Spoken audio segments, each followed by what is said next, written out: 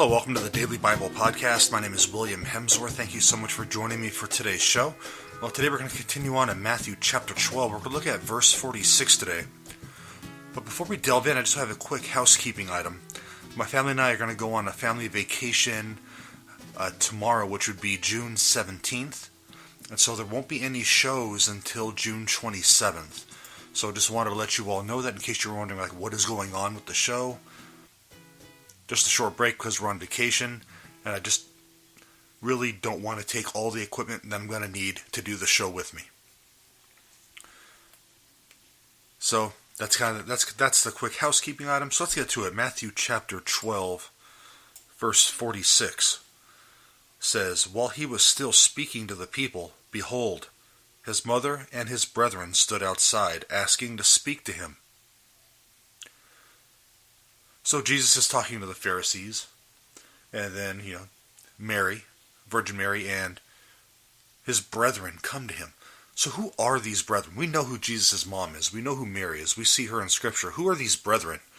So the New Testament mentions the brethren of Jesus quite a bit. It mentions them in, again, Matthew 13:55, Mark 3:31, Mark chapter 6, verse 3, Luke 8:19, John 2:12, John 7:3, Acts 1:14, and Galatians 1:19.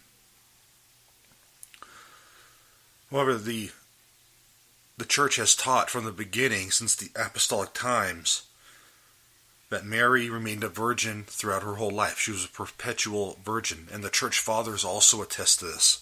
The early church fathers attest to this as well. And so these brethren of Jesus are relatives and not necessarily children of Mary.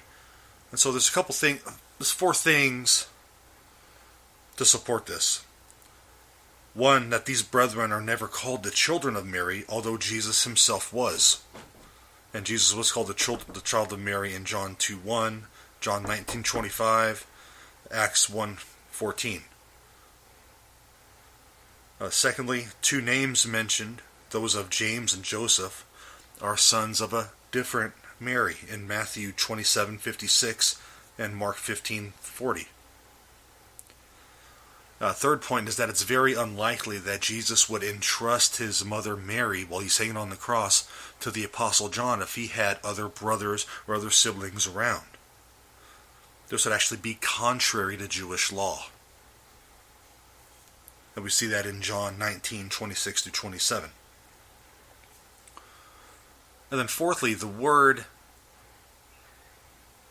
adelphoi, which it's a Greek word that means brethren, has a meaning that goes way beyond blood relatives. And in Hebrew, there was no word for the word cousin. And so it was customary to use the word brethren in the Bible to talk about relationships other than blood brothers. And we see that a lot in the Septuagint, which is the Greek Old Testament. And so a brother is sometimes referred to as a cousin, and we see an example of that in 1 Chronicles 23, verses 21-22. We also see that in remote, like a nephew, an uncle, things like that. That word is also used. And so the New Testament also uses brethren in a much broader sense. So Paul uses the synonym for his Israelite kinsmen, his followers, in Romans 9:3. And it also denotes the relationship between Christians and the New Covenant family of God as well.